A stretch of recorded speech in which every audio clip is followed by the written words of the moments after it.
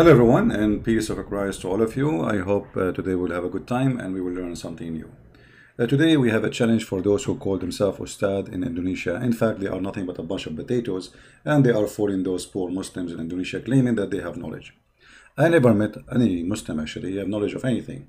Yet, but they are all of them, they are so good to make videos to refute us in our back. Like, you know, that's gossip in their back. What about be man and call me and refute me? The only one actually they call us, I mean, rarely you can find somebody he's a sheikh he call, and the one who call us, they are a bunch of kids, they say whatever they want. I mean, who care? We don't accept al-Bukhari, we don't accept publikasi, they don't accept anything. They make their own religion. Those people, they don't count. What about those? Those who call themselves Ustad and they want to teach you about Islam. Who are they? What they know? How much they know? In fact, all of them, they knew nothing about your religion. All of them. They are fooling you, taking a lot of money from you for nothing.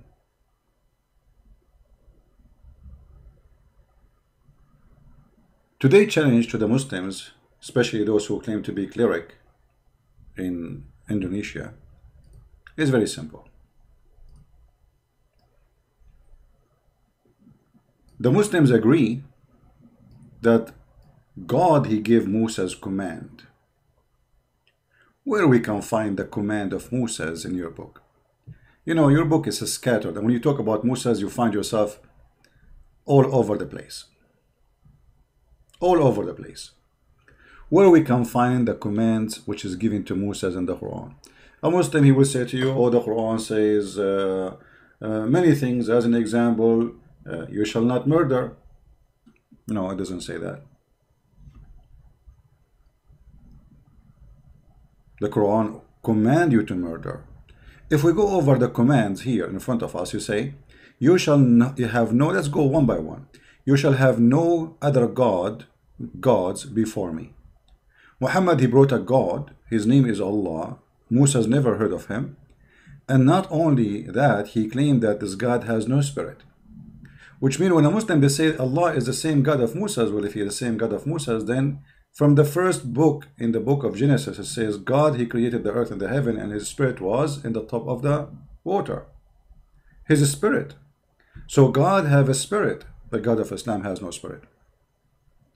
So the first thing we learn from the 10 Commandments, that Muhammad, he broke the first commandment. He brought a God is not exist in the Bible. God who has no spirit. So he cannot be the same God. Secondly, the commands of God in the Bible says, you shall not make idols. You Muslim, you pray in the direction of cube, which is nothing but a small room, claiming that this is the house of God and it's holy. In the same time, your prophet, he kisses stones in the shape of a private part of a woman. And not only that, he claimed that this stone is going to erase your sin. We will go to this part back after we go over the 10th commandment. You shall not take the name of the Lord your God in vain. The Quran allow you to take and use the name of God in vain. Inna Allah la yu'akhidukum. You know, Allah will not take you accountable for your false oath. Remember the Sabbath day to keep holy. Muhammad, he don't care for the Sabbath. What happened to the Sabbath? It's gone. Even you Muslims, even on Friday, you work. You know, you work, you do all kinds of things. And there's not even a single verse in the Quran saying this is the day which is equal to the Sabbath for the Muslims. All what the Quran says in a Friday, when they are called for a prayer, come. Why? Because Muhammad at that time, he used to observe Sabbath actually, and Muslims, they are busy doing shopping before the stores close, for Sabbath is coming by afternoon. Remember, Sabbath start by sunset, not by the second day as today, you know, we go by the 24 hours method. Honor your father and your mother. Muhammad did not honor his father, neither his mother. Actually, Muhammad, he says, my father and your father in hellfire. And not only that, he called those who they are not believing in his God, najis. So Muhammad, he called his mother and his father filthy. You shall not murder. Muhammad, he killed many people, including women and children. As an example, a woman, he cut her 2 pieces alive. Her name is Qurfa, and she is over the age of 40, by tying her legs into 2 camels. You shall not commit adultery. Muhammad, he found having sex with his maids in the bed of his wife, and his wife Hafsa, she said to him, في بيتي وعلى سريري, in my house and in my bed, you filthy Muhammad. You shall not steal. Muhammad was accused in the Quran of stealing even clothing. And even the Muslims, they are so proud about how many caravan the Prophet he attacked and he stole the product. Imagine you have a bunch of cars in the highway, and the guy he claimed to be a prophet, he stopped those cars, he killed the drivers, and he take and he steal all the product they have. This is what Muhammad was doing, and the Muslims are proud about such a thief. You shall not bear false witness against your neighbor. Muhammad, he bear false witness as much as he want. Actually, he taught his men, as an example, when he killed Kabah ibn al-Ashraf, he said, one of his men, he said to him, I'm going to lie to him in order to kill him. He said, do it, okay, no problem. So the guy, he go to the house of the old man who is very old, claiming that he is coming in a friendship. When he entered the house, he put his sword inside his chest and he killed him. And what this guy he did, he was opposing Muhammad as a prophet. That's all. He did not take a sword. He did not kill anyone. He did not kill a Muslim. He did not kill a Muslim. You, Muhammad, did everything against the book. You shall not covet. Muhammad, not only he took the neighbor house, Muhammad, he took his own son, wife, and he went to her house and he flirted with the wife when the husband was not there. And then after that, he took her to his bed and he slept with her without even getting married. When she said to him, who is your witnesses? He said, Allah and Jibreel. So what we learn from this? That Muhammad, he broke all the commands of God. So how he can be a prophet of God? But now we are going to focus on something, one thing at a time, for the Muhammadans, so they can do, already they are confused, already they are weak. This is a religion of weak. We will focus on this one. You shall not make idols. You Muslims kiss the black stone, and we ask you why you kiss the black stone. You say because it's coming from heaven. This is what the pagans do. Pagan, they believe that stones present God. Actually, most of pagan, they don't believe that stones are God as much. This is a stone will give them the power of God, and this is exactly what you Muhammadan do. If we go and review what Muhammad he did and what Muhammad he teach about the black stone, we will find that you are a pure pagan people. Ibn Abbas said that he used to kiss the black stone. In different hadith it says that Muhammad, he used to kiss the black stone and he cried and he said to Umar, here the tears of sorrow will come, and he used to cry in front of the black stone. Umar, he got Muhammad busted. He said to Muhammad, he said to the Muslims, well, I know that you are a useless stone and you are useless, you are harmless, neither there's no use of you and there's no harm, there's no benefit of you. Read the hadith. And this is coming from Bukhari. But then why Muhammad then he kiss it if there is no benefit from it?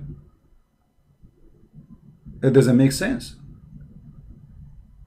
In different hadith, Muhammad he claimed that if you touch the black stone in the Yemeni corner, by doing that, that erase your sin. And as you see, this is not a da'if hadith. He said, I heard the Prophet, the messenger, saying, touching them erase sin, and I had him say, whoever circumambulate 7 times, it's like freeing a slave. So now Muhammad, you don't need to free slaves, or just go around the Kabah 7 times, and that's it, free the slave. That's it. Keep your slave at home as a slave. So Muhammad, when he starts saying free a slave, people start complaining, and he himself, he cannot do that. So he said, oh, you know what, forget about it. Just go around the Kabah 7 times, forget about the slave. It's as if you're free a slave. But the important here, you see the pagan Muhammad saying, touching them erases sin. I challenge those Muslim Ustad to tell us how touching stones will erase your sin.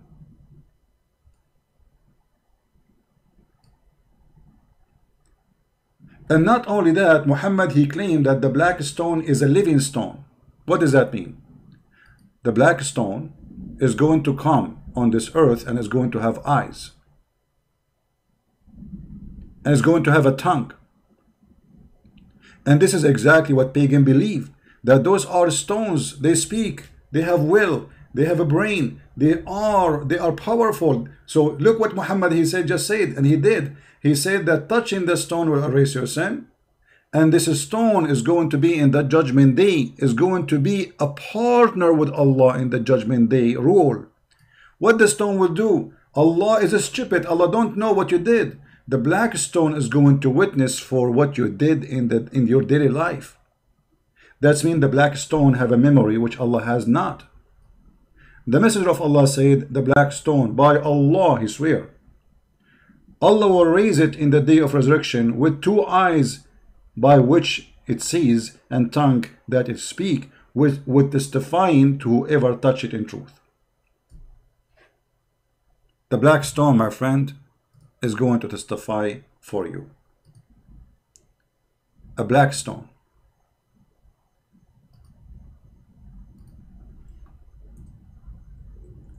So how you Muslims, or Muhammadan, it's better to call you Muhammadan actually, because what Muslim mean? You are following Muhammad blindly. You are not following anything. You worship Muhammad. Muhammad is God for you, and Allah is the puppet of Muhammad, and all of us, we knew that this is the story. If we go to the images of the black stone, which you Muslim provide us, and I say thank you, if we go there, we will see something very funny and very stupid about this stone. Because this stone, nothing left of it. This stone, nothing left of it. There is a little tiny rocks, few rocks, fixed between wax. I don't know if you can see it in the screen. So where is the black stone which Allah is going to raise in the judgment day? Where we can find it? How this stone will survive until judgment day? It survived by putting wax. Even this stone is not exist no more. It is gone, proving that Muhammad is a fraud. Because if this stone is going to stay until judgment day, then what is this? What is this? Every few days they have to put wax around the stone to keep it look like a stone, because there's nothing left of it. Al-Qurmuti, when he destroyed the Kabah and he made fun of Allah, and he says, hey, where is your bird? Allah, hello, where is your birds? The one who protected the Kabah before, as in the chapter of the elephant. He destroyed the Kabah, he took the black stone, he took it to his house, he made it Pope stone for more than 21 years according to Muslims, and yet Allah did not send his birds. And then they have to pay him money, and look, it looked like a toilet seat. And now according to your prophet, huh? Let me make it more clear, hold on.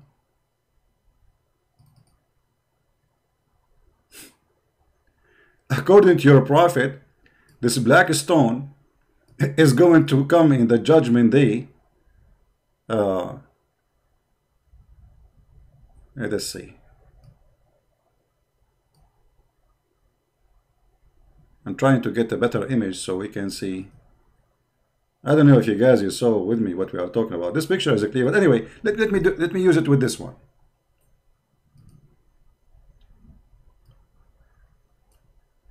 The picture is in the shape of a woman's private part, and all of us, we knew that. And you do not need to be a genius to notice this. But according to Muhammad, this black stone, which supposedly the stone of Allah, which is supposedly we should touch it, which supposedly it erase our sin, which supposedly is going to have eyes and tongue, which mean the following. This stone, my friend, in the judgment day is going to be in a very weird look.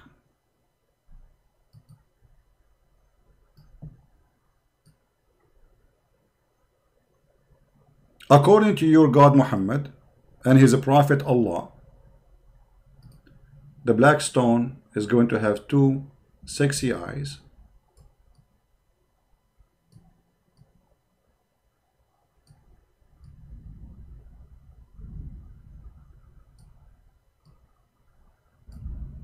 is going to have a mouth,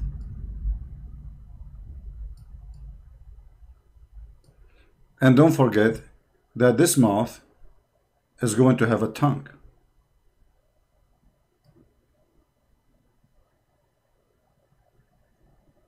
And obviously this tongue will be big because it's going to witness to more than 1 billion or maybe 2 billion Muslims by the time the judgment day happen. How in the world you can believe in such a thing? So we want the Ustadz, the one who claim to be not pagans, the one who claim that we are not pagan, we are people who believe in God, his name is Allah, he is one God, but yet you believe in a fiction and stupid stories, and Muhammad is telling you that even this black stone is the right hand of Allah. How this stone can be the right hand of Allah? This is what Islam is about. Is a bunch of garbage, nothing left of this religion. Even this black stone, even there's no black stone in the black stone. There's a bunch of little tiny rocks we showed you in the picture, and this is what the Muhammadan they have. And yet they claim that they have a stone which is going to witness for us in the day of judgment. How come Allah, he needed you to fix the black stone by wax? Let me take a selfie for this so we can publish it later. Excuse my art, I'm very good an artist. You know, like I'm born as an artist, what I can do. All right. But look at this.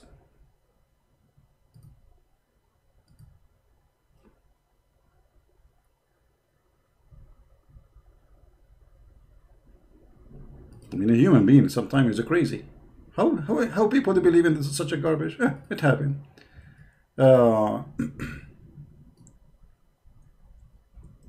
There's tons of video in YouTube showing you live on videos how they fix the black stone every few days. By doing what? By putting a very expensive wax mixed with amber, musk. So it's going to smell good. And here we go. Those are the pictures. Allah, he need a maintenance guy to do maintenance to the black stone. I thought this is a stone preserved by Allah. So now we need to do waxing. Even the black stone need waxing. This is your stone. This is your religion. If we don't wax it, it collapses. And the same as the Kabah. The Kabah always flooded by sewage. Let us show you, so people will not say we are making things up.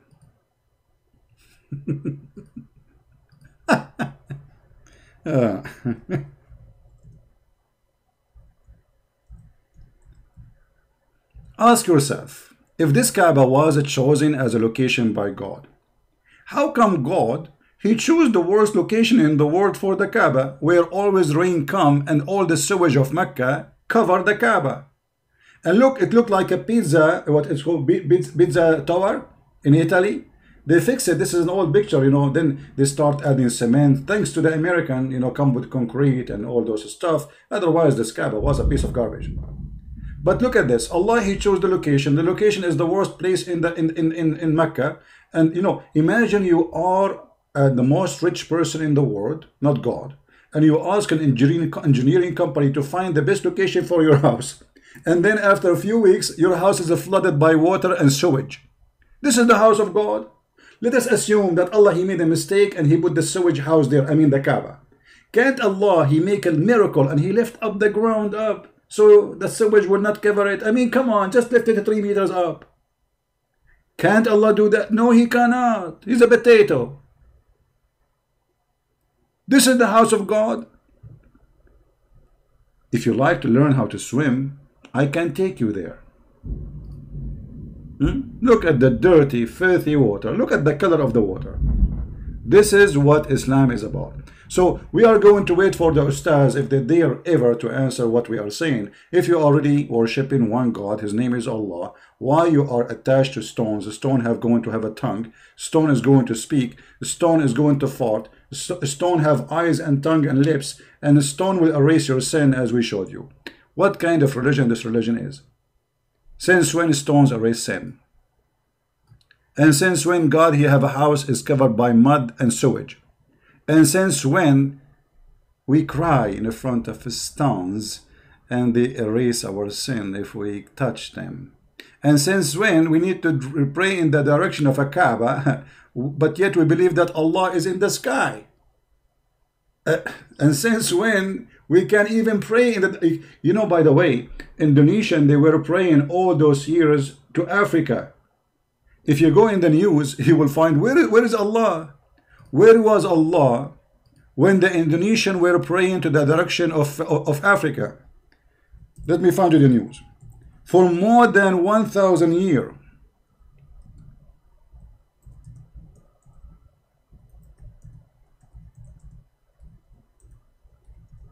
Allah, He did not send you somebody to find the correct direction to you. This is in the year 2010. Until then, 2010, not long time ago, just 10 years ago, you Indonesian Muslim, you were praying in the direction, in the wrong direction, praying in the direction of Africa, Somalia. Where was Allah?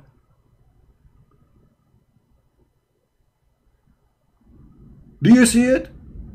This just 10 years ago, imagine how many 100 million Indonesian, they pray all those 1,000 years. Praying to what? To Somalia.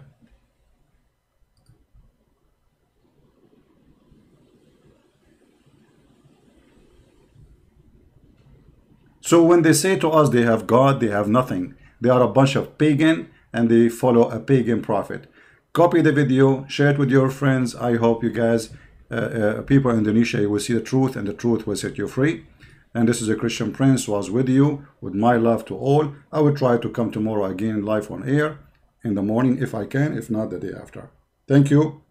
And we are going to wait for the Ustadz to answer our challenge, if they dare to answer. But you know them, bunch of potatoes. They make videos in my back, but nobody dare really even to refute what we say. They don't even dare to speak to me, for they are coward. Thank you. See you. God bless you. Bye-bye.